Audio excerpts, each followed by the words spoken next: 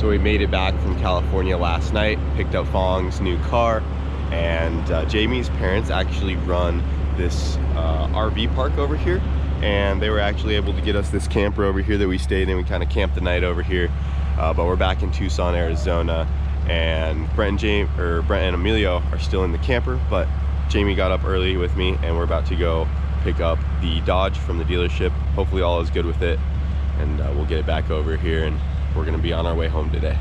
Even had it all cleaned off. Yeah. This thing was pretty dirty before. I think I'm more excited about the fact that it's clean now.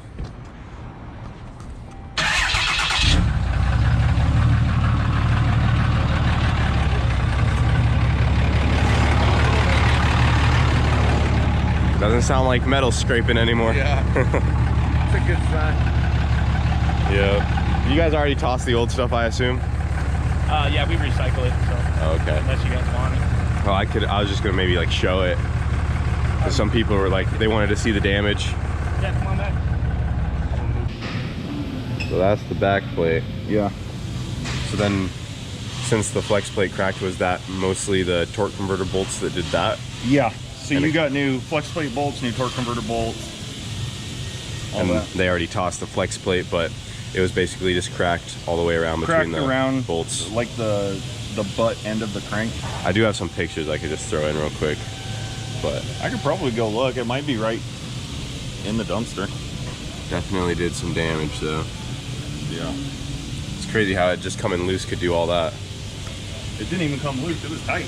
Was it? Yeah. Just from the crack. Yeah. Just that little Just from bit it of break, back yeah. and forth. The flex plate flexed a little too much. All right, we got the truck picked up and we got everything loaded up, and we made our first gas stop. Got some gas station food. I had to try so good, dude. You said it was the best. It's what we've been living on for the last few days. Godfather pizza today. But got everything all loaded up. Went and got the trailers after we picked up the truck. Got Todd's CRX and the MR2. Everything's all loaded up. Fong's new car and the bully. And we've already been driving for about an hour, and the truck's doing good so far. So that's a good sign. Yeah, it's awesome.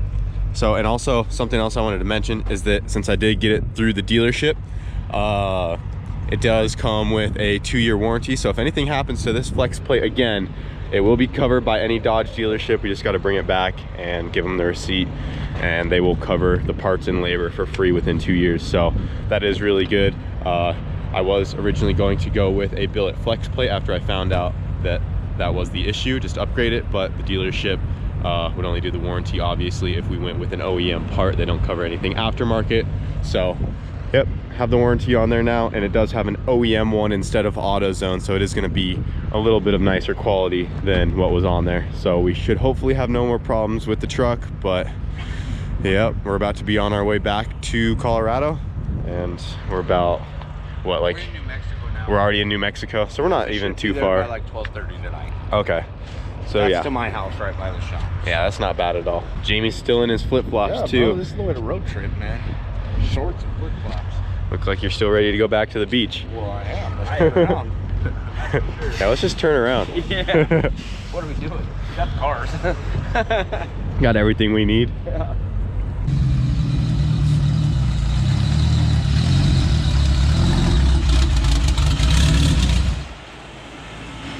So we made it back from our trip last night. The truck and everything made it great. And today we got everything unloaded, and we got the MR2 pulled in. And we're gonna be taking a look at how bad the damage is from the massive wheelie. You can definitely tell that the front tires are cambered in a bit.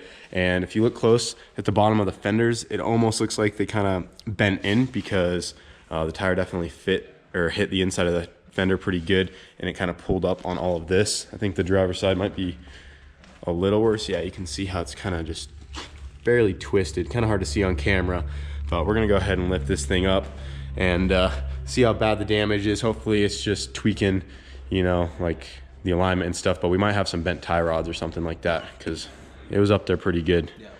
So we're gonna go ahead and lift it up. Everything looks all right from what I can tell. It might have just, oh, I think it just moved the shocks. They just weren't fully tight. Look, hold this light. Because you can adjust the camber on these BC racing coils. And we never even checked if everything was tight after we installed these. And look, you can see where it was sitting. Yeah. See the circle from it? All the way in. The whole shock just scooted in. I think that's all that happened. That's this side too. That's all it was. Yep, it's hard to see, but you can kind of see where the shock used to be, and it just scooted inwards. You can loosen those top bolts to adjust the camber, and just kind of bent it all over, or just slid it all over. I don't think there's actually any damage to anything under here. I was thinking, you know, one of the tie rods or something might have got bent, but I think it's good, dude. Yeah, I think we just gotta... I think to bend the tie rod from it just... Yeah, looking at it this way, I don't think the tie rod would bend. That's just what I was thinking, but now that you're under here, yeah, the tie rod wouldn't bend from a wheelie. It would just move up. Yeah, just the suspension. The tie rod would only bend if something like smacked really the side the of the wheel. suspension is what took most of the hit. Yeah, it was all the suspension You can see and... where it rubbed up there too. Oh yeah, look at that. From the tire. Did it smash it out? Oh, no. Dude, it freaking pre-rolled my fender a little bit. Look at that tab, it busted it off. Yeah. That's what tore into the tire. Look how sharp that is. Look at the little hooks on the end of that. That's one way to roll your fenders. Yeah, that's one way to do it. This tire, I think, is fine. It just has some, you know, scuff marks, but this one needs replaced because it's down to cords. Yeah, look at that. On the side is. Right here. Oh, like, yeah. Took a whole chunk from off. From your fender where it bent it. Now it's just one wheelie. Yeah, so it looks like we're gonna need to cut out all of this stuff up here. Kind of, you know, cut a little chunk out of that for some clearance, and then the fenders just need to be rolled a little bit. Or even just try to flatten it out so it doesn't have any sharp edges on it. Yeah. It's not too bad though. I was gonna see, did it hit the front at all? Oh, like, are there any smacks on the nose of it? Because I saw the nose in the video hit the ground. Like, did the tow hooks or anything hit? I think she took it pretty well. Yeah. She's good. Maybe that's it. No, that's not nothing. A little dent right there. Where did it? It had to hit the nose. What, these would? Yeah, I mean, Let me that's see. lower. Yeah, or like the very front of it, like right here. Oh, there's a little mark right here. Little scuff mark there. Yeah, but it would have hit here first. Yeah, it would have hit on those. Huh. I don't know, it's pretty good, honestly. She took the wheelie pretty good. Surprised that's all that happened. I mean, there's really not too much weight in the front, so. Yeah, you can tell because when it came down, it just bounced. Yeah, didn't, it wasn't bad. Anything. You didn't see any anything scrape the ground or anything. Yeah, I just saw that the tires were kind of bent out, and I thought maybe something got bent, but it's looking like it's just the camber adjustment on the coils that came loose. That's it. Everything else, from what I can tell, looks great. Before we race this thing, I'll definitely take it back to the alignment shop and just have everything double checked and gone through, but I don't see anything out of whack down here. So she's ready for the moon round 2. Yeah, you can see right here on the top of the BC coils where it moved. It's kind of tough to see, but there's some little scuff marks right next to each of the bolts. They definitely moved in, but for now we can at least just loosen those guys back up and pull it back to where it was, because when these came, I'm guessing these were perfectly centered when they would come. That makes sense. And then there's the center mark right there, and you can see how much more over that guy is. That little circle right there I think is center. So they definitely just kind of cambered in a little bit from the smack, but we'll loosen those guys up and get them straight again. Were they kind of loose? Yeah, they were pretty loose. Looser than they should have been. We probably should have checked those when we did the coils. Probably check the rear ones too after we do this. You like your new car? Yeah, I like it. He's really excited. They just unveiled it to him earlier. Yeah, it was awesome. Fong's car made it back safe too from the trip. He's already been getting ideas. He's been looking at it. Fong told me he wants to put another K right there. And link them together. He'll do the 2K before we do. What are you gonna do with your other one? Keep it that way. Go drive it to, Make it go faster. Yeah. go get some McDonald's with it? Yeah. I want to build a lift inside my trailer. A lift in the trailer, bring both of them? Lift this guy up and put the other guy in the bottom. Fong's gonna be the all-motor CRX guy soon. He is. He already is. Pretty awesome. Hell yeah, that's sweet. So they just unveiled it to him on Brent's channel, so It's cool, man. it's pretty sweet. And he got a name for it too. What's the name? The Phoenix. The Phoenix. Oh yeah. Rise from the ashes. Yeah. He learned the name Saul means king. And that's the previous owner. Yep. Saul means king. And Fong means wind. So he's the king of the wind. King of the air. Yeah. King of airflow. Yeah. Just about the air, man. all What you about gotta air. do without the air? Yep. Oh, it's just about the air. You either cutting through it or you need to pump it through. Yeah. End of the day, it's just a big air pump. That's it. That's what Brent always tells me. It is. It's just a big Air in, air out. air in, air out. That's Key to it. power. That's it. That's how you do it. So we got the camber on the shocks adjusted back to where they were, and they still had a little bit of camber in, especially this side. It still looks pretty bad. Right now you can see it's actually sitting straight again.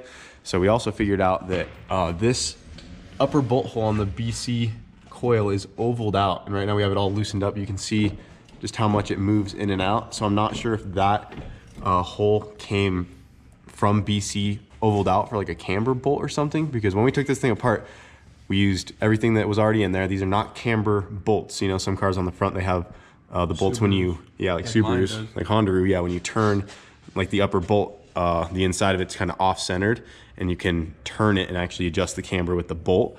These are just straight through, so I'm not sure why that hole is ovalized. It might have happened when it landed so hard, it might have literally just kind of crushed it over and turned it into an oval.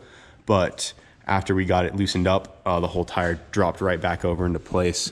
So definitely have some readjusting to do on those guys. We might just, we were talking about just taking this all apart and then getting like a really thick plate and adding it over top of that just to kind of beef it up, because the metal on that strut isn't thick. So that could be one way to do it. We're also talking about trying to get some double adjustable shocks, because these don't have any travel for the rebound. It's just for the compression. And I guess for a wheelie car, you really want to have the double adjustables, because then you can control how fast the tire's dropping.